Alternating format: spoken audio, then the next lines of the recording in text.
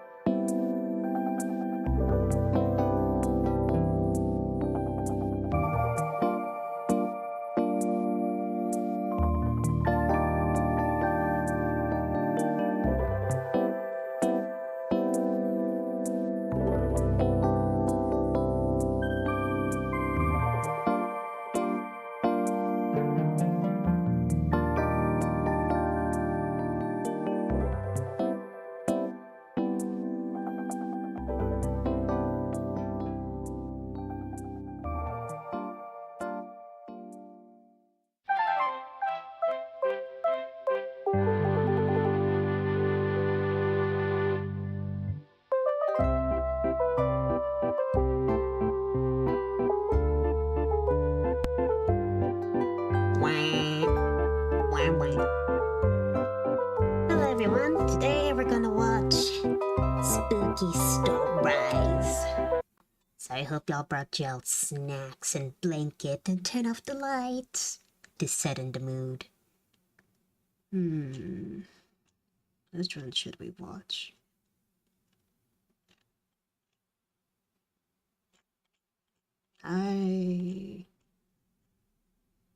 Let's watch free stories, then change it.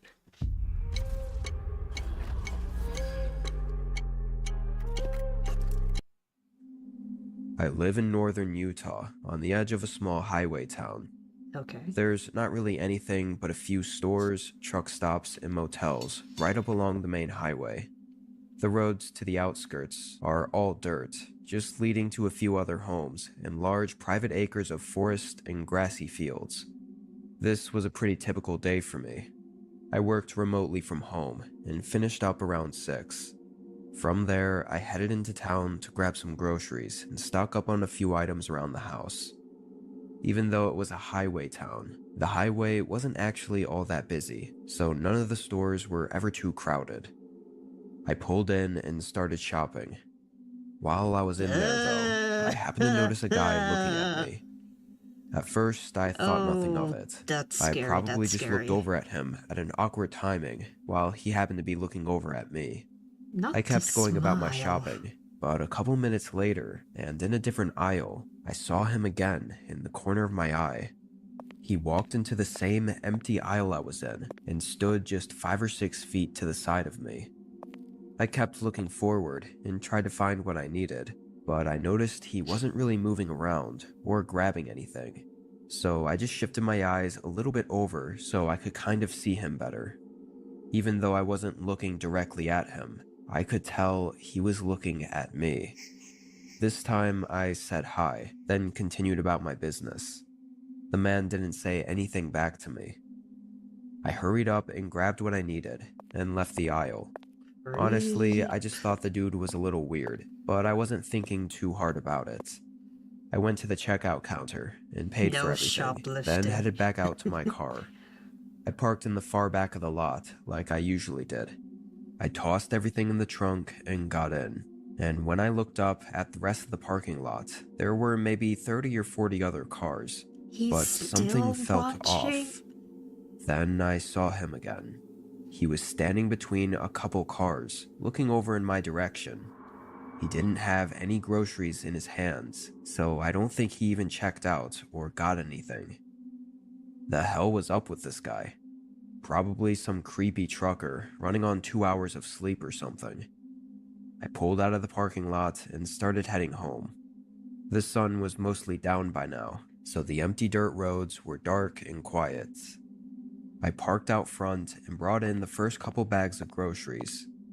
While putting that stuff away, I got a little sidetracked by a phone call from my dad, but eventually I got back to it and headed back outside to my car to grab the rest of the groceries. When I did, I saw something.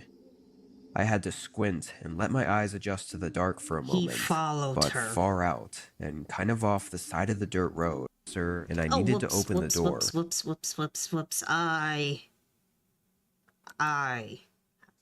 My bad. I did not mean to hit that fast. And reopened the door to see if it happened again. First, sleep and walked across the bedroom floor and into the hall. But thought on the front, it was on my just higher time. Sorry guys, I skipped. The best possibility I could think of was that it could be just some regular driver that pulled off the highway and thought that this was on the turning around. I only see the general shape of it, but far to grab the rest of the groceries. When I did, I saw something. I had to squint and let my eyes adjust to the dark for a moment, but far out and kind of off the side of the dirt road, there was a truck. Its lights were all off. I could only see the general shape of it, silhouetted by the night sky. I own just under 40 acres of land, so where that truck was on my property. It definitely wasn't there when I drove home, and if it was just turning around or lost, why would it be parked with no lights on? I slowly walked up to my car and got my groceries out, keeping an eye on the truck the entire time. The best possibility I could think of was that it could be just some regular driver that pulled No, off the it's highway not. and It's thought the that this empty man. land would be a good Like, place to parked it sleep right instead in of front paying of your for a house. motel. Like, Even come on, though girl, it use was your on my head. property, I wasn't going to make a fuss if I didn't have to. You never know who could be in there, or what they might do. I went back inside. After tossing the groceries away, I opened up the curtains on the front of the house, just so I could keep an eye out there. Over time, say the next hour or so, I felt less and less nervous about it, and thought that it was almost surely a driver sleeping. Still strange, No, but it's harmless. not. I spent another hour in the living room, watching a show, and never saw the truck move. My work is easy because I use ClickUp. Here's how I keep track of all my tasks. Getting late, so I closed the curtains and went upstairs to get in bed. I think I fell asleep pretty quickly. However, in the middle of the night, I woke up having to use the restroom.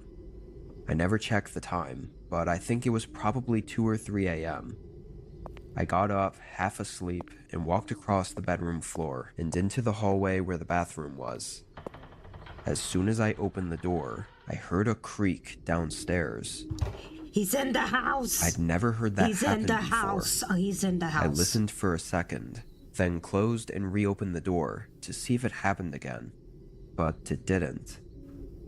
I walked to the end of the hallway and looked down the stairs. Oh, girl, call the It was police. all dark down there, only a small amount of moonlight coming in from the kitchen windows. But there was something in that downstairs hallway. I could see a shadow moving ever so slightly on the side of the wall. I couldn't tell if it was actually in the hallway, or maybe outside the back door, and the shadow was just reflecting onto the wall, but I immediately felt my heart Does it pumping. look like your silhouette? I quietly Obviously backed up not. and went back into my room, closing the door as slowly and carefully as I could, Please tell me you have so your as to phone in your not bring pocket. any attention. Then I got my phone and called the Thank police. you. I kept my voice low.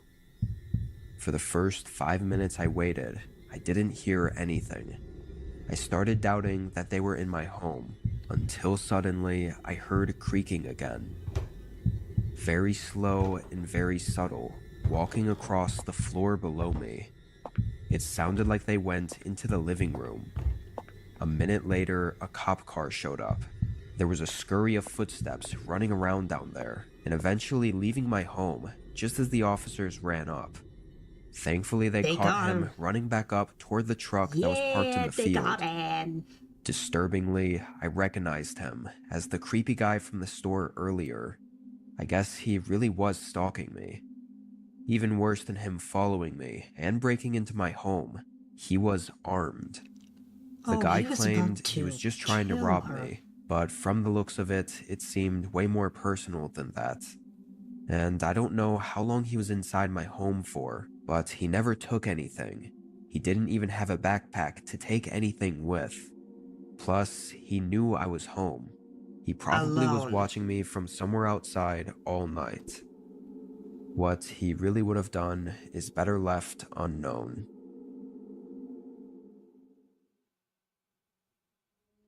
Okay, that one wasn't really scary. This was Just more during of a road stalker. trip last summer. I was taking a Store long route stalker. home from visiting a few relatives, so I was driving about 4 hours each day to a different destination. This was after my last stop. Everything left on the last 8 hours of driving home was just empty woods, as far as I knew. There was another city I wanted to stop at, but it was just too far out of the way for me to justify stopping there. From my previous stop, I left at 6 p.m. to get to my final Airbnb that I had booked at a cabin about 2 hours away. It's always It happened to at the be on the route fours. This home, is the so that's second why I went with one. it. I figured it'd be better than whatever cheap and crappy motel there was along the road. Where I was, the landscape was pretty flat, but there were a decent amount of More trees like scattered around. creepy. When I pulled up to the cabin, it was clear they had planted a row of large pine trees perfectly in a line at the front of the cabin, with the gravel driveway going through the middle. Honestly, the outside of it, mixed with the landscape, was a little bit spooky. I parked and unlocked the padlock with Damn, the that's code a I had emailed big-ass from the lock. host. Holy. Despite the outside, on the inside, the cabin looked newly renovated, probably to be an Airbnb, but it was really nice. Small but cozy. I didn't unpack much since I'd only be there for the night. I sat at the table and ate a meal I'd picked up from a drive-thru. But only 10 minutes after I'd gotten settled in, there was a knock at the door. It startled me because I never heard a car pull up or anyone walking outside. I got up and answered the door. There was a man, looking about 40-ish, with a gray and black looks beard jittery. and shaved head. Hi, I was just stopping by to make sure you got in and everything was good. Who are He you, the said with a Airbnb smile. owner? Knowing it was just the host now, I said I was good and it was all great. I then said goodnight and shut the door. I thought it was a bit strange he showed up unannounced just to ask if I was okay, but I thought he must have lived close by or maybe even on the other side of the property or something. Also, it's worth mentioning that the guy had an unusually strong odor coming from him. It smelled like maybe he'd been working out in a field all day. I just found it a bit odd as well. I went back to the table and finished eating, then took a shower to wind down for the night. I was only in there for maybe 5 minutes before feeling tired enough and just wanting to lay in bed already. I dried off and hopped in bed, staying on my phone for a little Legs in the bit, air like you just when don't care. there was another knock at the front door. Again? Now that I use Monday service, AI makes Big on ads. Hiss. This one scared me just as much as the first time, because again, I never heard a car pull up or anyone walking outside. It had to be the host again, but why? And so soon after he just came over. Immediately, I knew this was odd, and I felt really uncomfortable. I checked my phone, and of course, there was no text or call from him. I slowly walked into the main room, hearing him knock several more times. I wasn't sure if I wanted to answer the door or not, but I ended up just calling out from the other side and asking what he needed. He stopped knocking. Can you open the door, please? No. I just wanted to ask you one more thing. I'll be quick, I promise. No. I didn't respond for a few seconds not because I open that honestly door. didn't know what to say. In those few seconds, he must have gotten impatient because he knocked on the door again and asked if I could open it. I said it was late and I wasn't in the mood, so if there wasn't an emergency, then I'd like to be left alone. He took a long time to answer after that. The silence was really eerie. Once it reached a whole minute, it was even more so. I didn't hear him walk away, so was he just standing out there? I quietly walked up and looked through the small window on the door. He wasn't out there. I immediately thought that he must have snuck away, because surely I would have heard his footsteps on the gravel if he just walked away. But then, where was he?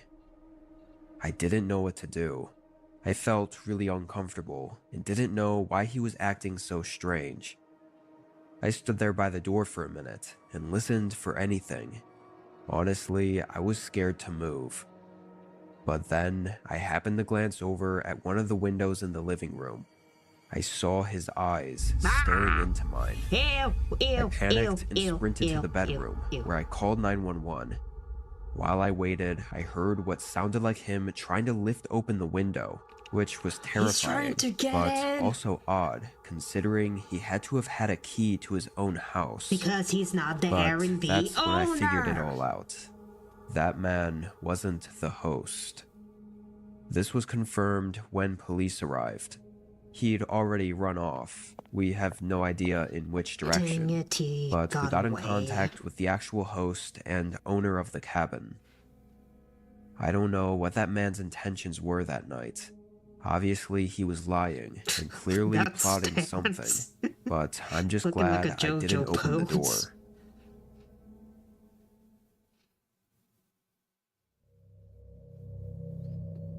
It was spring break.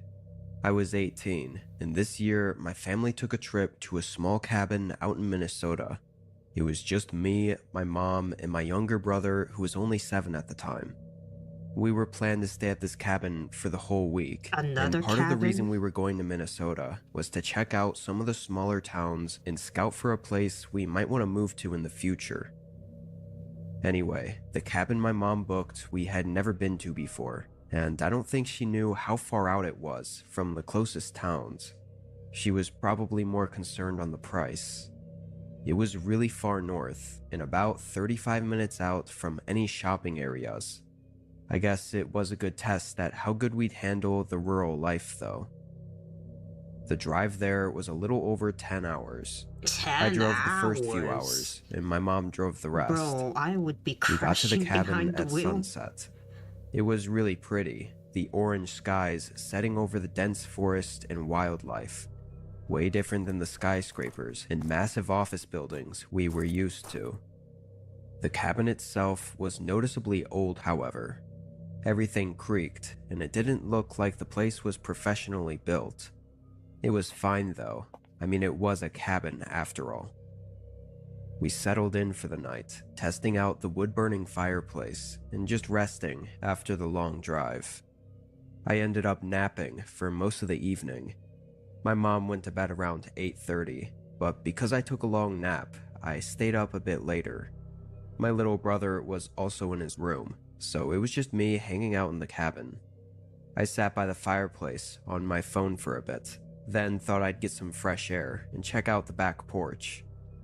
It was a really small wooden deck with a sketchy looking fire pit in the middle and a few chairs around it.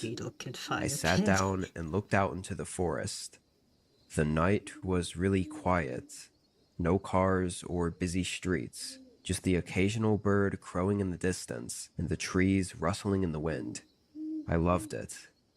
Being further up north, though, it was a bit more chilly than I expected. I spotted some logs stacked up on the side of the cabin and figured I'd give the fire pit a try. I thought you was I gonna lit get it a up no blanket. problem, I mean, and that's the a lot of fire extra stayed steps, well but maintained in the you do center, you. so I guess it wasn't as sketchy as I thought. Anyway, I sat by it for a while. I never get to do this sort of thing, so I just soaked it all in. After about 30 minutes of being outside, there was a very sudden and just completely out of nowhere sound from within the forest. Honestly, I had no clue what it could have been, but I did think that the way it sounded and echoed through the trees was kind of like an axe chopping into a tree or wood. It was only one sound though, and I didn't think it was really possible for anyone to be out here near us. It was pitch black out there, so I couldn't see anything, but They can whatever see it was, you. it sounded pretty close. As I stayed out there for the next 5 minutes after hearing the sound, I felt my nerves building up a little bit. Just this uneasy feeling that ruined the peacefulness from before. I ended up snuffing out the fire pit and heading back into the cabin. From the sounds of it, my mom and brother were asleep already. I still wasn't all that tired though. I don't know if it was still from the long nap, or maybe the sound I heard waking me up, but I still didn't really feel like going to bed yet. I stayed up in the living room on my phone. I had some movies downloaded, so I didn't have to worry about Wi-Fi. Oh, Only that's 15 or convenient. so minutes in, I heard something. I paused the movie You didn't and lock all the listened. doors. I wasn't sure if it was the cabin creaking from someone waking up or walking around in their room, Bro, or maybe just always wind check hitting the your walls. doors. It gave me that uneasy feeling again, though.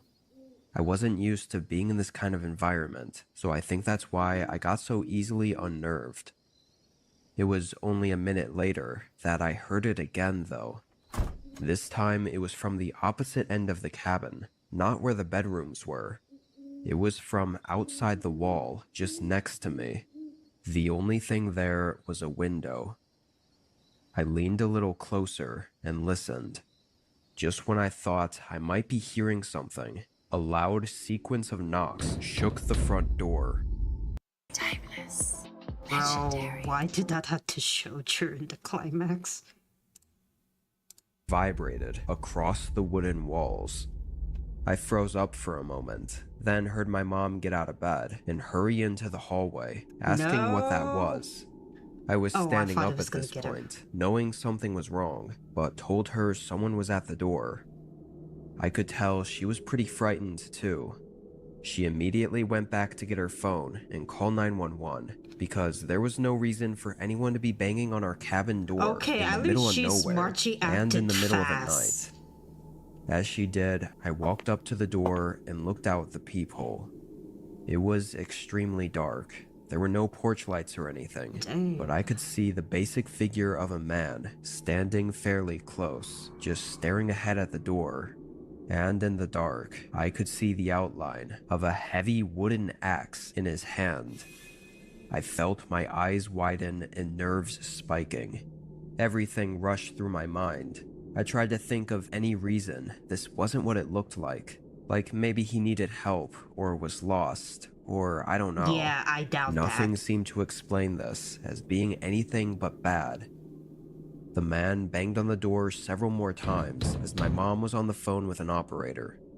They never spoke though, stating any excuse for them being here. They just aggressively knocked on the door. In the heat of the moment, it was hard to tell how much time passed. It felt like forever though. But then he did what we were all terrified of. One loud crack slammed into the door, and the slightest bit of the metal axe pierced through the wood. Oh. At that point, we all ran into the farthest room and locked ourselves in. We heard more hits against the door, but only 4 or 5 before they stopped. We weren't sure if he'd busted the door down already, or if he had given up, but we just waited. It took just under 15 minutes for the first officer to arrive to the cabin, which was honestly quicker than expected, given how far out we were. The front door had several large gashes in it, but there were no signs of the man having gotten in. There were also no signs of where the man went. It's just assumed that he walked back out into the forest. The running theory is the guy was out in the forest when he saw my campfire from all the way out there, luring him to the cabin. It doesn't explain what he was doing out there at night with an axe, or why he came up to the cabin. But there's not really any way to know those things without him being caught and questioned. We obviously didn't stay there any longer. In case you were wondering, we didn't end up moving there either. Well, good. I wouldn't move there after that experience.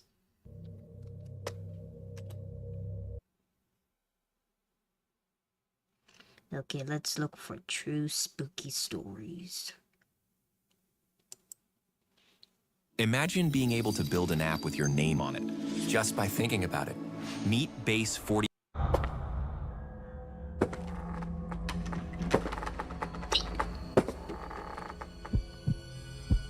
Story 1 by Adam. When my cousin Cody and I were in our early 20s, we went on a handful of camping trips around Colorado. This happened, I believe, when I was 22 and he was 23, and it happened in Arapahoe Forest. It was my first time camping there, not Cody's though. It was in the middle of the week. Our jobs allowed us to have off days in the middle of the week, and we'd often go on our campouts then to avoid traffic and crowds. I always let Cody take charge on these trips. He's the Eagle Scout, not me. We parked by a picnic area, and we set foot into the woods from there. After about 15 minutes of hiking deeper into the woods, we found a good spot to set up camp.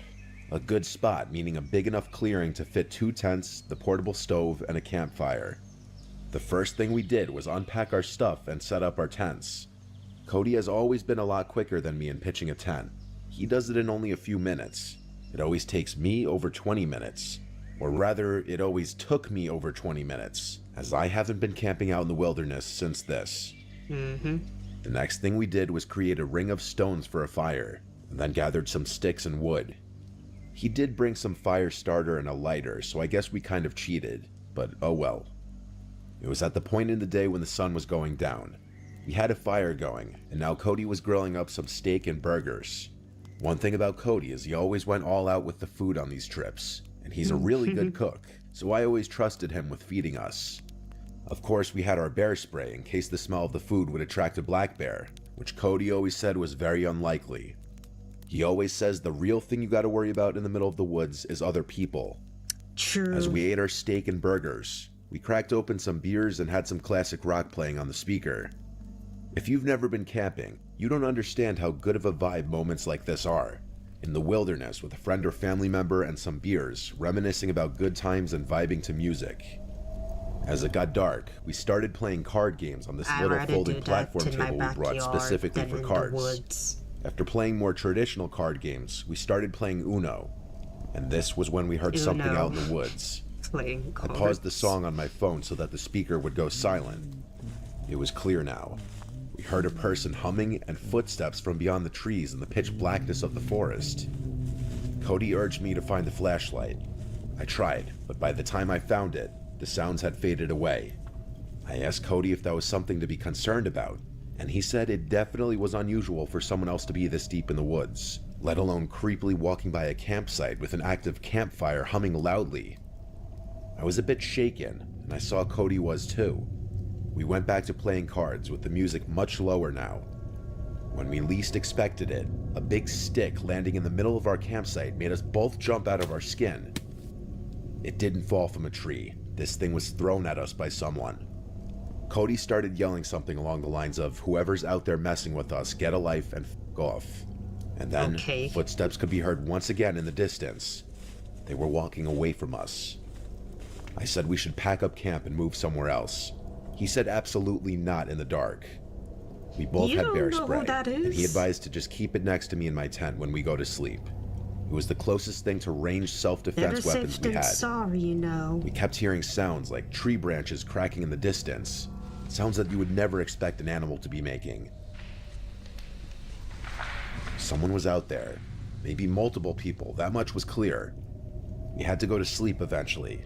So we agreed that maybe we should take turns staying up to keep watch to make sure that no one comes to our campsite and steals anything, or worse. Cody agreed to take first watch. He said he'd stay up and read his book. So I crawled into my tent and then my sleeping bag and went to sleep. Waking up in the middle of the night while camping is normal. You're in a cold, outdoor environment in an uncomfortable sleeping bag. Any number of things could wake you up. I didn't yet know what woke me up. I was still in a fog. My brain didn't feel fully woken up yet. I looked up and saw a head peering into my tent. It looked like Cody. I rubbed my eyes, but really it was the darkness that was preventing me from seeing anything of his face. You got Cody. I said, "Cody?" thinking he was waking me up to take my turn of keeping watch. I said groggily, "Is it my turn?" I stared at the head peering at me in my sleeping bag, slowly growing more awake every second. Then I heard the zipper to the tent quickly zip up, and his head disappeared. I laid back down in my sleeping bag, but only for a second. I suddenly had some weird moment of clarity, where I shot to an upright position and listened as the footsteps walked away. "Cody," I said. He didn't answer. I unzipped my tent to peek out to the campsite. The fire was dead. Cody wasn't out there. I went over to Cody's tent, which was zipped up. I unzipped it and looked inside to see Cody fast asleep in his sleeping bag. I got chills, goosebumps, whatever you want to call it. I almost shit myself at the realization. I started shaking him awake, and when he finally awoke, I told him someone's here, at the campsite. It took him a minute to come back to reality just like I did. But when he did, he grabbed his bear spray. He said he must have dozed off while reading. No He shit, said I should sleep in the Cody. tent with him tonight. But to do that, I'd need my sleeping bag. He came outside of the tent with me and stood watch as I ran to my tent to grab my sleeping bag. In my tent, grabbing my sleeping bag, I heard that goddamn humming again from outside. I grabbed it and Cody whispered at me to hurry up. I said, "You hear that too?" He said yes. We both got back in his tent and zipped it up, with our cans of bear spray by our sides. I tell you, in those moments, I wanted nothing more than for a bear to come and save the day. The hours dragged on as I stayed up while Cody slept. After 3 long, horrible hours, I woke him up and we switched. When Cody woke me up, it was almost dawn. There was light outside, so we packed everything up, and by the time we were done, there was plenty of light to hike back to the car. While we could have driven somewhere else and had another night of camping elsewhere, neither of us were feeling it anymore. This was a haunting experience. Well, I think we both just obviously. wanted to be in the safety of our houses. It's been 6 Instead of just asking, how can we make Sarah's wrist better? this happened, and he's hit me up a few times since then about camping, but I haven't really had interest since this experience. People are just too scary. Why was someone out there stalking our campsite? And the sight of that person's head in the dark, just looking into my tent, it was straight up from a nightmare. I may never go camping again, honestly. Story 2. Anonymous. Whenever I was scared as a kid, my dad had always told me in life that you should not be scared of ghosts, fear the living, because they can actually hurt you. In my late teenage years, I came into some money after my father committed suicide and I received an inheritance from him. Oh, dude. At the time of my dad's passing, Sorry he and for my mom the owned a loss. cabin up in Oregon by Mount Bachelor.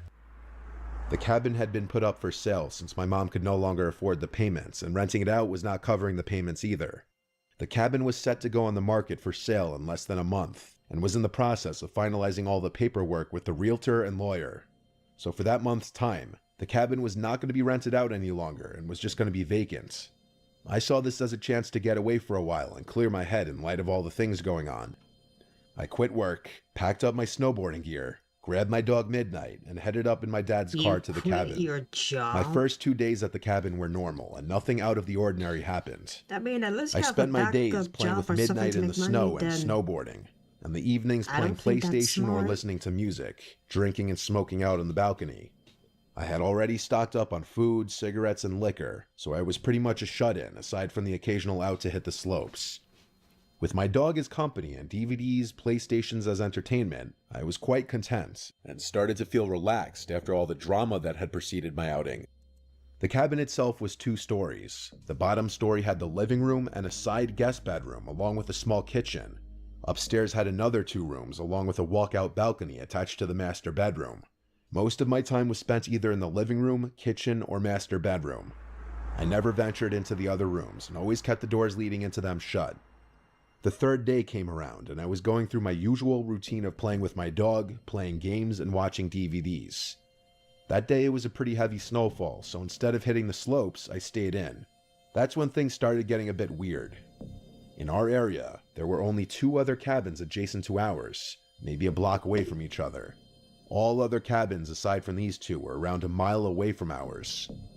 Surrounding us was mostly forest and very tall pine trees. Both these cabins were empty, and from the past couple of days, I knew that no one was currently staying there. Around You midday, sure? while outside with my dog, I noticed what looked like footprints in the snow around the area surrounding our cabin. It was still snowing, so the footprints looked semi-fresh, like someone had just been there in the last 20 to 30 minutes before me. I thought that maybe someone was staying in the cabin near me that I may not have noticed. Maybe they were shut-ins like me. Alright, whatever. The footprints led away from my cabin and they disappeared in the snow towards the denser part of the trees. I disregarded the footprints and went back inside. Nighttime came around and I decided to head to bed. My dog Midnight was laying on the bed with me when I noticed his ears perk up to a listening position. This was followed by him quickly jumping off the bed and running downstairs to the living room. I lay in the bed and stayed silent. I was honestly freaked out, and I could hear him moving around downstairs back and forth. After around 5 minutes, he ran back upstairs to me and started to do his doggy dance for the sign that he had to pee or that he wanted to go outside. Shit, well fine, I can't say no to him, so we both went downstairs to the outside driveway for him to do his thing. Only he didn't want to pee. As soon as we were outside, he started to pull his leash, trying to drag me to where he wanted to go. He kept looking into the dense part of the trees where the prints had been earlier, but he also kept sniffing the side of the house and looking up towards the roof. After he figured out that I was not going to go where he wanted, he sat himself down and just stared into the darkness. A bit unusual for him, but alright, maybe there's some forest animals out there that he wants to chase down. But fuck this, I didn't want to chase anything, so I pulled him back inside and we both headed back upstairs. Around half an hour later, I was lying in my bed when I heard what sounded like hooves walking on my roof. It was only a series of around 6 steps, and I rationalized that it could be a pine cone falling from a tree onto the roof, or maybe a kind-hearted forest animal running around. Why do some of these But here's the protagonists in thing, these the stories steps seemed to be spaced apart like a man-length stride, so it was really freaking me out. Midnight also heard the noise and was quick to run to the balcony screen door, expecting for me to let him out. Alright, you know what? I'm a tough guy, and at the time, I considered myself to be fairly well built and strong enough to handle myself. So I grabbed my coat and shoes along with my cigarettes and flashlight and went out onto the balcony. As soon as I went outside, I lit up my cigarette and started canvassing the roof with my light. Nothing there, and the snow on top was undisturbed. Weird. Was it all in my head? What about Midnight hearing the noise? Maybe he was feeding off my paranoia. I started to calm down and relax again. My eyes started to adjust to the darkness, and I kept smoking and just staring at the stars and trees next to our cabin. That's when I saw it. In a tree that was a little taller than our cabin and around 20 feet from the balcony, I saw what looked like a man crouched in a squatting position in between 2 branches. It looked really tall, like 8 or 9 feet, and it was really fucking skinny. It was squatted on one branch, and its freakishly long, white arms were extended above its head, holding onto the branch above it, while its mouth was wide open with no expression. That sounds like a skinwalker. I'd say with ClickUp, doing my daily tasks is up to 10 times faster. The work of a law firm. I wasn't sure if I was really seeing this thing, and stood just staring and sat there motionless. I noticed Midnight stand up and start pacing behind me and lightly barking at the same time. The thing still did not move. I put my cigarette out and was debating on shining the light in the thing's direction, but something in my head kept screaming not to. So I walked backwards to the inside of the room and pulled Midnight with me. Once inside, I locked the door and shined the light in the thing's direction, but there was nothing there. I shut the curtains to the screen door and retreated back to bed. But later on in the night, I heard some light tapping at the screen door, like someone was tapping on the glass with their fingers. It was consistent and did not stop for nearly an hour. Midnight seemed to stare at the door, but he wouldn't go near it anymore. The weirdest part was that I had a feeling like someone was inviting me to open that door, but at the same time, I kept hearing my dad's voice in my head, telling me to stay in bed and don't do it.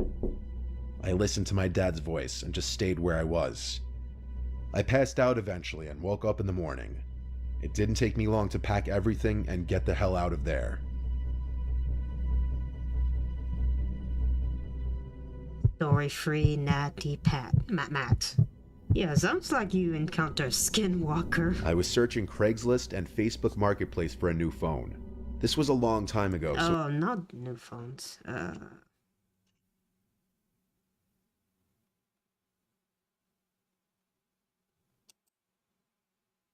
This has been... That's it?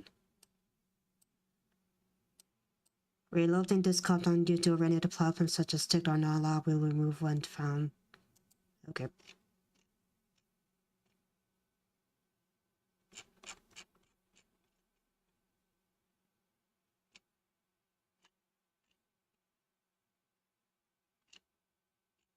What the fuck is this?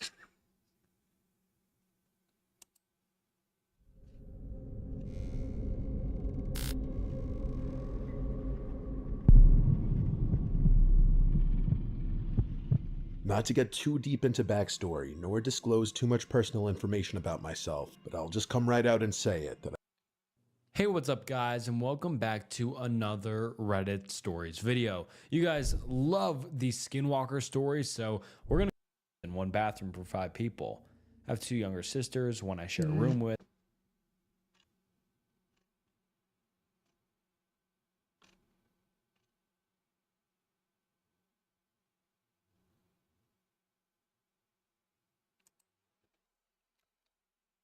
Hold on.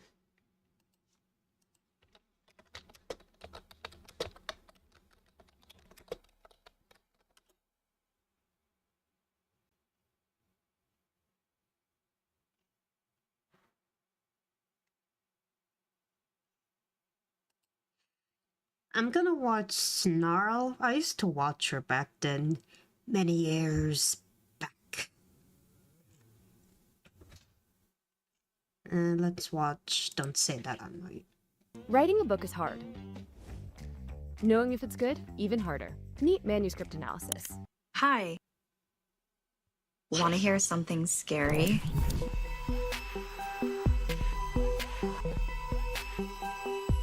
The baker's in?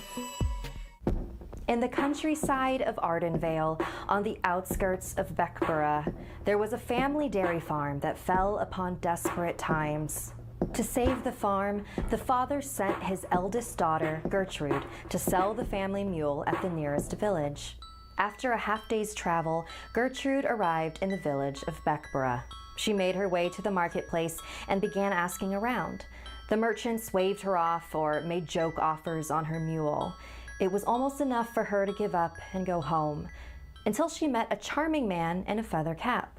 "That's a good, strong animal you have," the man said.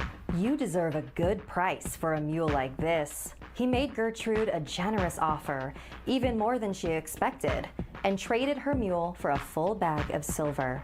Cheerful with her fortune, Gertrude skipped and jangled to a building named the Baker's Inn. She decided she could afford a room for the night before embarking home the next morning. The inn was warm and lively, with customers lined up to purchase dinner pies from the bakery counter. Gertrude reached the counter and she met the welcoming eyes of the baker. She eagerly placed a piece of silver on the counter and requested a pie and room for the night. Smiling, the baker placed the silver on his scale, but at that moment, his smile changed to a frown. He grabbed Gertrude by the wrist. "Where did you get this? You can get in a lot of trouble buying goods with plated counterfeits." Gertrude looked down at her bag of silver, confused, and cold reality settled in. She began to weep. "I didn't know. I thought the silver was real, I swear," she pleaded. "The man in the feather cap tricked me. I sold my family mule to him, and now I can never show my face at home." The baker felt bad for losing his temper. "Oh, you poor child. That is not fair." He handed her a pie from the rack and gave her a table to sit and eat. With cheeks still moist, she ate the pie. It was hot and filled with a delicious, very tender beef filling. It was no wonder the bakery had people lined up earlier. Yeah. It was evening now, and Gertrude had nowhere she could go. But the baker had a proposition. "You can work "Young for miss, me." You saw how busy it got in here today. How would you like to work for me? You can live in the spare room and parcel money home to your family." Gertrude was speechless. She hugged the baker, and after he showed her the room, he explained her duties. She would clean, tend the bakery counter, and prepare the guest rooms. Gertrude would have a chance to save the family farm after all. She fell fast asleep. Later that night, she sprung awake to the sound of blood-curdling screams echoing through the walls of the inn. Was this a nightmare? What could she do? Gertrude clutched the sheets to cover herself and laid scared for a long time. But eventually, the screaming ceased, and she drifted back to sleep. At sunrise, Gertrude came downstairs and welcomed a knight in noble silks with a sword at his hip. When the baker came out of the larder, Gertrude asked if he had heard the unsettling screams the previous night. "Oh, what you heard last night," the baker began ominously, "is the inn's worst kept secret. We have a ghost problem. We're lousy with them, in fact. If I'd known better, I wouldn't have built my bakery in a haunted inn. They're a nuisance, yes, but they're harmless, I promise." This statement prompted laughter from the knight across the room. "Sounds like a hoax. I've seen all there is to see. Witches, fairies, redcaps, and trolls, but never a ghost," he said. "Well, tonight, maybe you will," derided the baker. The baker sent Gertrude to prepare the knight's room, and after a long day of sweeping and selling pies, she sat down to a tasty pie of her own.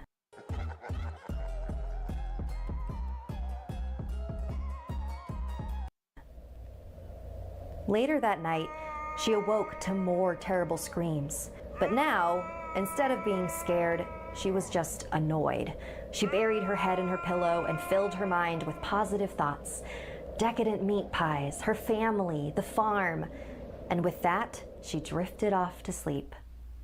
The next morning, Gertrude couldn't wait to ask the knight how he slept.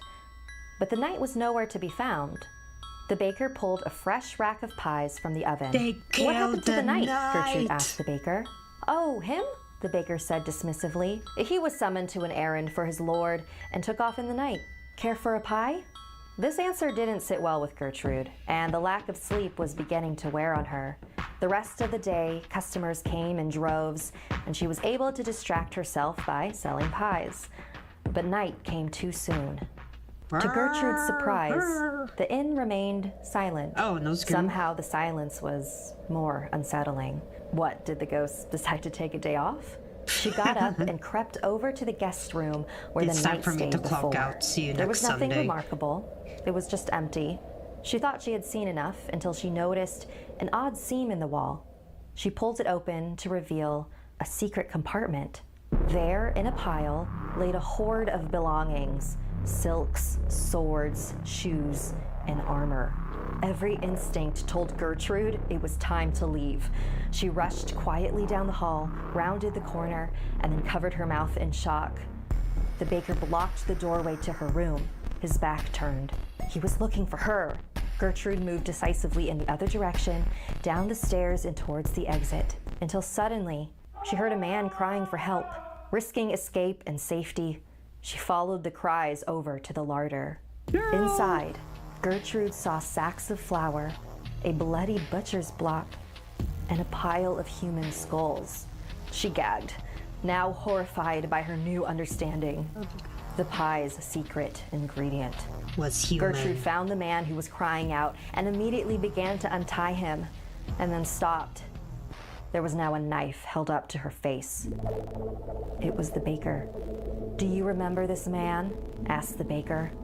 Gertrude glanced at the tied-up man and had a shock of recognition. "Yes," said the baker. "It's the man with the feather cap who humiliated you. And now he's here, at your mercy." She recoiled at the baker's sinister invitation. "Even if he hurt me, nobody deserves this." "I see," said the baker. "But if you let him go, I'll still need meat from someone to make the pies. I can't keep up with demand, you see. It's either him or you." A week later, Gertrude's family began receiving parcels of silver delivered by messenger once per week. Over time, the farm began to flourish again and was doing better than ever. "I miss seeing Gertrude," Father said. "But because of all her hard work, the farm is safe. I just hope she's happy wherever she is." And to this day, they say you can get the tastiest pies in all of Ardenvale if you visit a little haunted inn run by a baker and his assistant.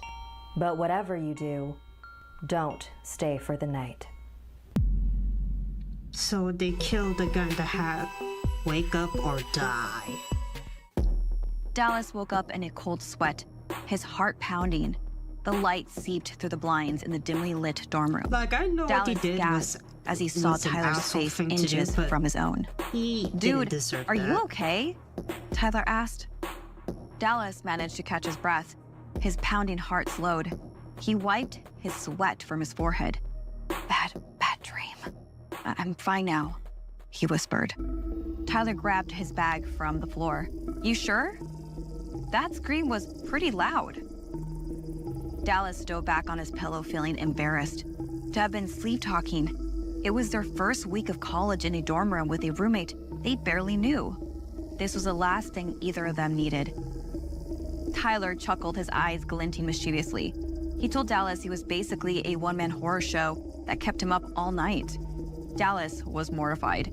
He muttered an apology and assured Tyler it wouldn't happen again. Dallas's heart sank when he realized he was going to be late for class. This was only his second lecture, and he had hoped to sit next to Lily, a cute girl with beautiful long hair who had caught his eye.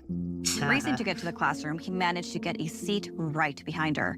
He was excited to be so close to her beauty, and he quickly got lost admiring that smell of her perfume and her long, beautiful hair. Okay, He neglected bro, to even see or relax. even notice his professor.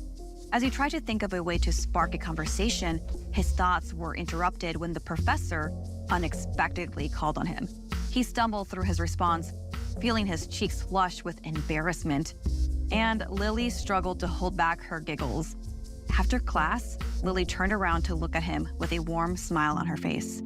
She asked him if he needed help studying.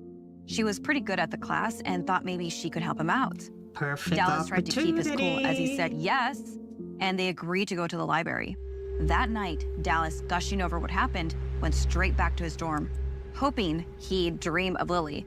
But the night terrors returned. He woke up screaming, and once again, Tyler was hovering over him. "You have got to get this under control," Tyler grumbled, his face drawn from the lack of sleep. Dallas assured him it was just another bad dream. The next day, he met Lily after class to help him study. But he found himself spending more time just staring at her, yet again captivated by her beauty. He was unable to focus on his books, and he began to worry about falling behind in class. As evening approached, Dallas sat in bed studying for the test. He was worried if he fell asleep, the nightmare would return, and the vicious cycle of disturbing Tyler would start all over again. But exhaustion won. He drifted off to sleep. The transition from sleep to nightmare was seamless. This time, Dallas found himself paralyzed, a heavy weight crushing on his chest. Panic surged through him as he struggled to breathe, his vision blurred by long, flowing hair. Demon?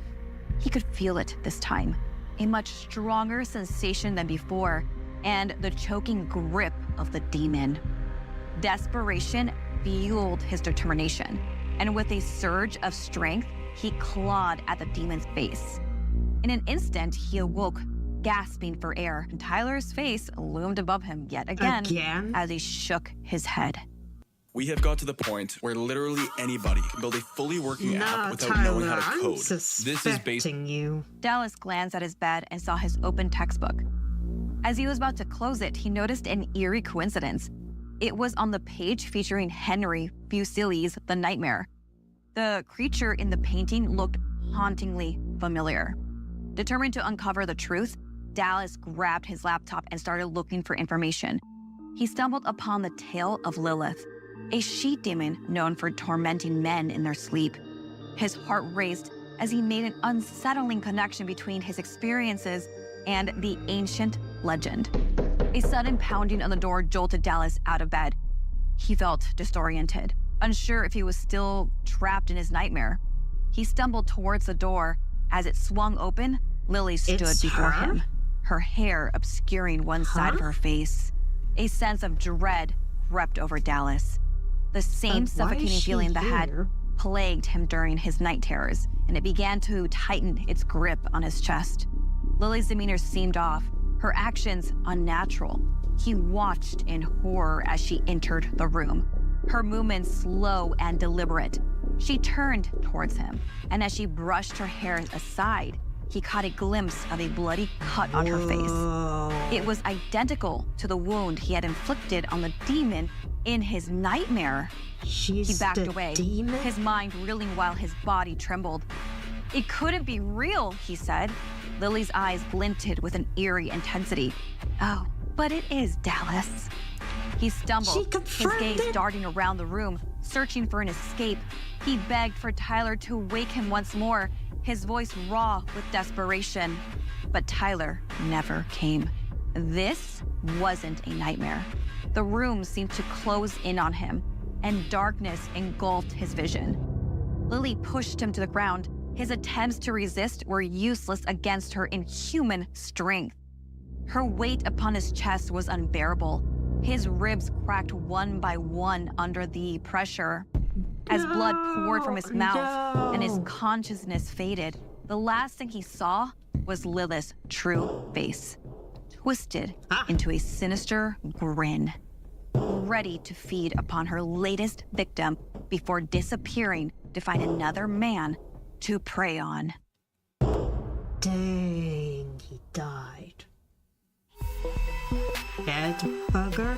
Okay, hold on, guys. Be right back.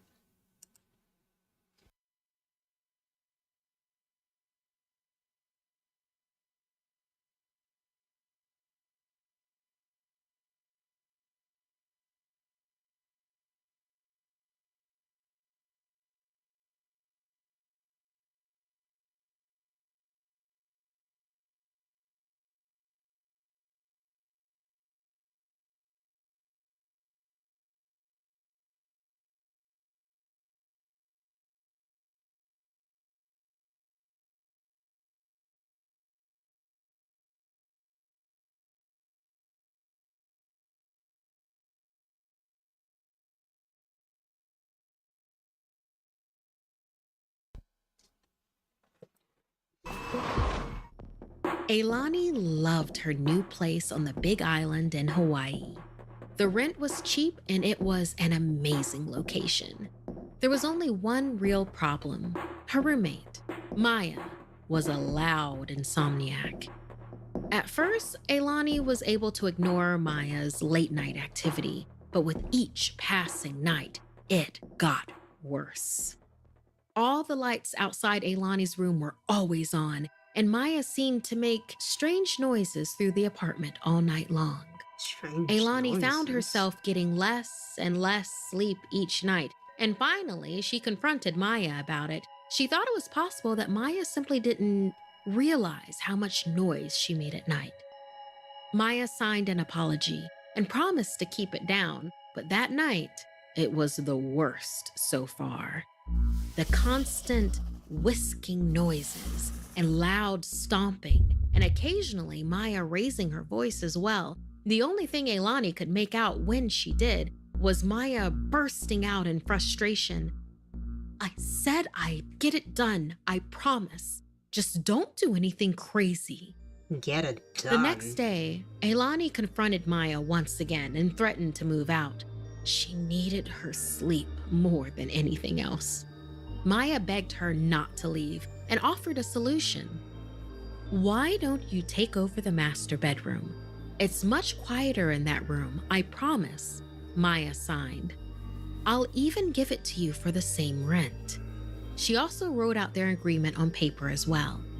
Ailani was reluctant to take the offer. The extra space would be nice for the same cheap rent, but she really couldn't afford to lose more sleep because of Maya's weird nighttime habits. Maya insisted that Ailani sleep in the master bedroom tonight just to see how it felt, and if she liked it, they could switch their stuff around tomorrow. Ailani agreed, hoping to finally get a good night's sleep. She had never been in her roommate's bedroom before and was surprised at how beautiful her bed was.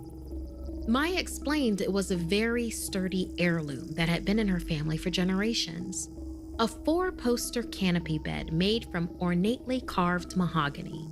Ailani couldn't imagine anyone having trouble sleeping in it. That night, she was relieved to find that the master bedroom was much quieter, and she soon fell into a restful and deep sleep.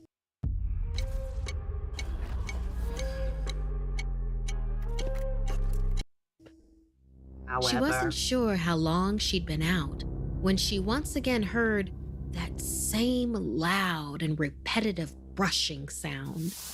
To her, it sounded almost like a loud mix of teeth brushing noises with clicking and broom sweeping.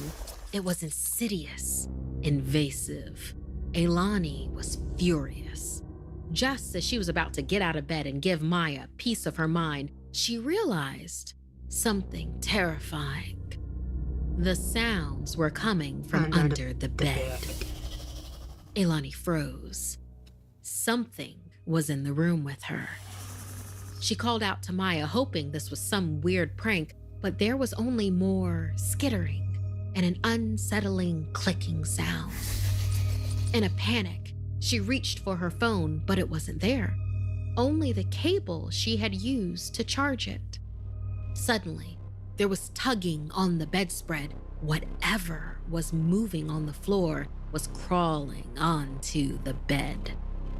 A head poked over the foot of the bed, and for a moment, Ailani thought it was a cat and breathed a sigh of relief. Yeah, but that looks like a cat. Oh, whoops. Oh, whoops, my bad. Hold on, I'm gonna fast so I don't see by the image.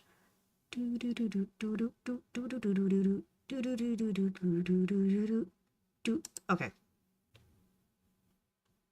And we're back. Side and above the bed. The moonlight from the window revealed it fully. It was the biggest bug Ailani had ever seen. She backpedaled up to the head of the bed as the gigantic centipede-like creature slithered towards her and clicked with its giant pincers. Terrified, Elani glanced over the edge of the bed, and the insect's body coiled everywhere around the floor. Adrenaline spiking, she sprang up and tried to leap from the bed to the door. While she was in midair, whip quick, the creature lunged and wrapped its endless body around her, savagely digging its pincers into her flesh. It let out an insectoid screech as Elani let out a blood-curdling scream. Maya felt the vibrations of Elani's screams on the other side of the bedroom door. This offering would keep the Ancient One her family line were caretakers for at bay. Otherwise, the giant insect horror would hunt, reproduce with the smaller yet equally dangerous of its kind, and then there would be slaughter. But for now, the ancient centipede would rest again. It should be sated for months this time. Maya breathed a sigh of relief. Finally, she could get a good night's sleep. That's fucked up. Back when I was around 10 years old, I was growing up in rural Scotland with my mom and my little sister, Amelia. There wasn't much to do out in the grasslands, so we'd chase each other around the house and come up with little games to play. But when Amelia turned about 7, she became a bit distant to me. Not like she hated me, but instead she was focused on something else. I approached her about it one day, and she explained that she has to play with her friend Tom too, or else he gets jealous. I assumed Tom was her imaginary friend. One day, I was reading in my room when my mom burst through the door, enraged. "Elizabeth, did you eat all of my honey? Those Yes. jars are not cheap. I specifically told you it was for special occasions only." "It wasn't me." "I did, Mom," my sister Wow, said as she so entered my room. nonchalant. "I had to feed Tom, and he loves honey." "Amelia, if you wanted some honey, you should have just asked, and I would have given you a little bit. There's no need to make up stories, okay?" "But Tom loves it. Look, I'll show you." My mom and I followed Amelia into her room. She pointed under her bed. "This is where Tom lives." My mom nervously crept down underneath the dark bed and looked around. There she found the empty jar of honey. My mom went back to full rage mode and grounded my little sister for making up stories. But I'm not lying, I swear. The next day, my mom stormed into my room again. "What is wrong with you? You're stealing my liquor now?" "I didn't take anything," Bro, are you I for said real? defensively. "It was me again, Mom." Amelia chimed in from the doorway. My mom shot her one of the scariest glares I'd ever seen her make. "Let me guess. Tom drank it?" "Mm-hmm. You wouldn't let me give him the fancy honey anymore, so I had to give him something. Look." Again, we followed her to Tom's supposed hiding place. And sure enough, underneath Amelia's bed were the empty liquor bottles. My mom was furious. She thought my little sister had actually drank the booze herself. My mom grounded her for the remaining of the year, and my sister cried all night.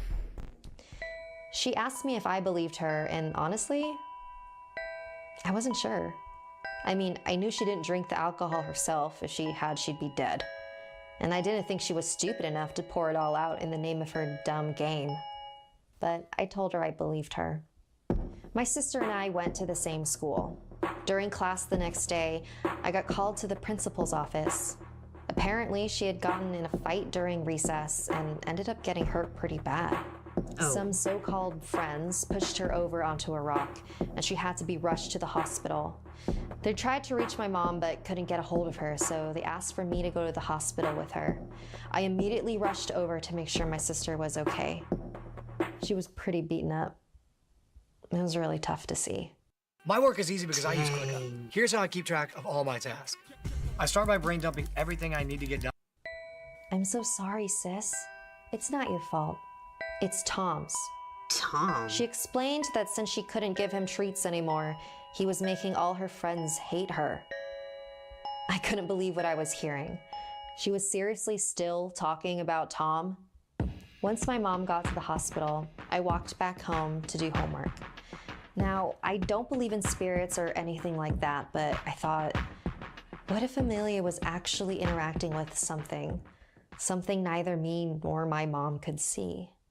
I decided to do a brief online search. I typed, "invisible friend who eats honey and liquor." I honestly didn't expect to find anything, but I came across a site that talked about something called a gruagach. They were invisible house spirits that were helpful as long as you gave them what they want, typically expensive items such as honey or liquor. I couldn't believe it. Maybe that's who Tom was. I continued reading.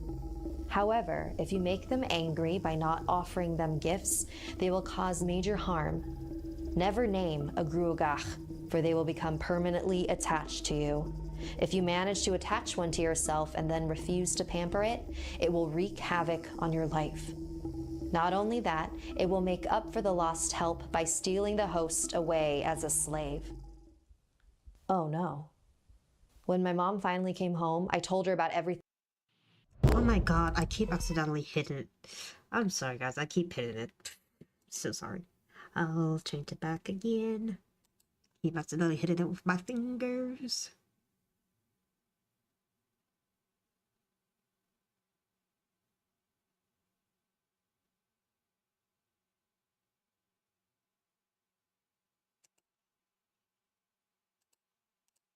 Hate her.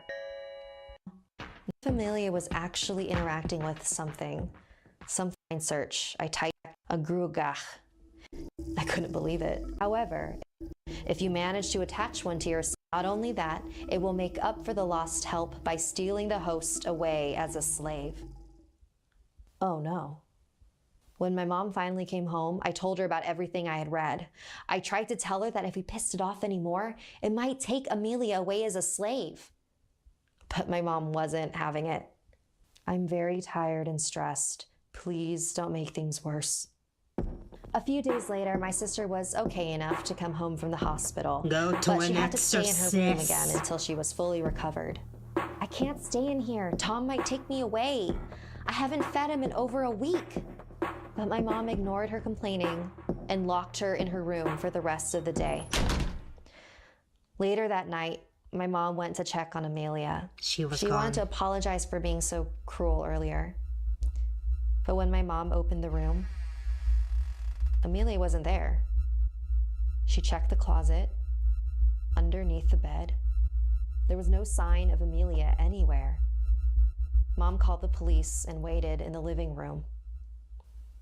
"Mom, you don't think that maybe..." "Elizabeth, please. Not now." The police inspected our house and said they couldn't find any signs of anyone breaking in or running away. But they were going to continue looking for Amelia. My mom left the house shortly after that. She said she needed some fresh air. She told me to stay home until she got back. So I stayed in my room until night. When I was about ready to go to bed, I heard something coming from my sister's room. I opened the door and found my mom on the floor, in tears, surrounded by dozens of honey jars. She was calling underneath the bed. "Please, I just want her back. Please just give her back. Please, Tom." Need to create more video content, but don't have enough hours in the day? With Animoto, you can create. Cassie, along with her parents and younger brother Dan. So he took her as a slave. But even if she does that, would that mean the mother will take her place? Because they said if you give it a name, it'll be attached to you. It would be interesting if there was a part 2.